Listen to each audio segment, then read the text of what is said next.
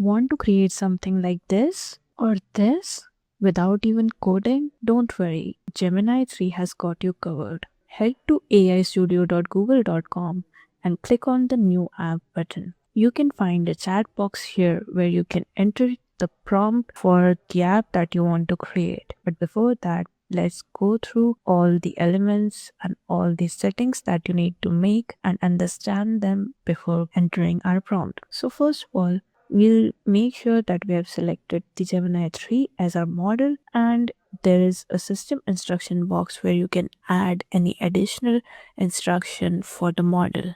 Then you can select the language in which you need to create the app. It can either be React or Angular. I'll stick with React.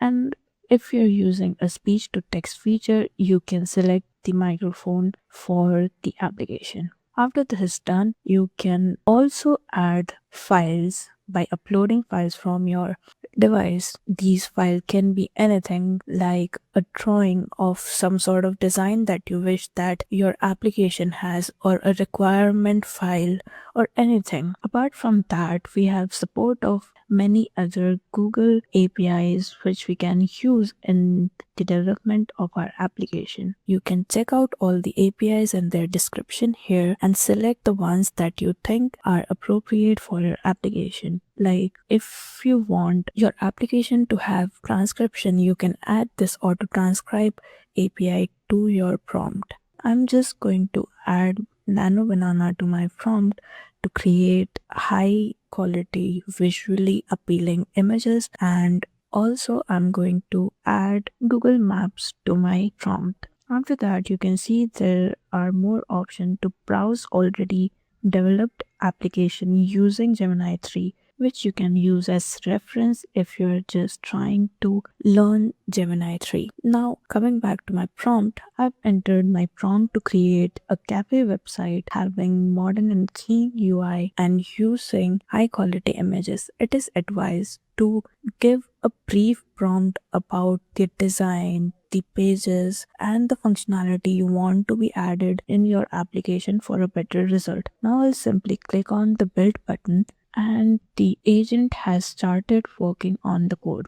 You can see that it is currently thinking, and now you can see it has started working on these files.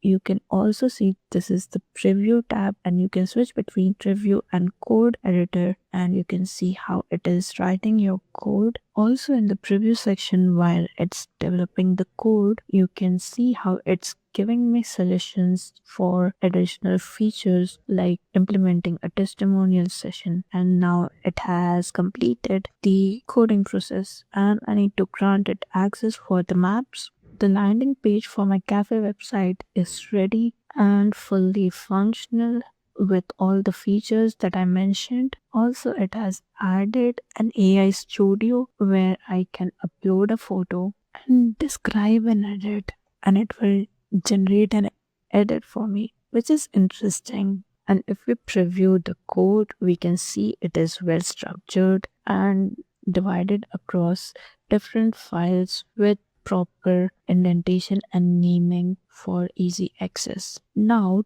to turn this to a real website or a tool, we need the export settings. So there are a few options for exporting this project. The first one is to save a copy to Google Drive, where I can just sign into my account and make a copy of the name, the prompt, and the description of the prompt that I used to create this website. The second option is to download the application, and it will give me a zip file of the whole project, which I can use locally to edit it according to my needs or to add additional features or back into it. The most useful way to export it is by saving it to my GitHub, where I just need to sign into my GitHub and it will push my code into the repository tree and it will do the version control for me. I need to authorize the Gemini 3 and enter my password to sign in, and now I can simply write a new repository name and the description and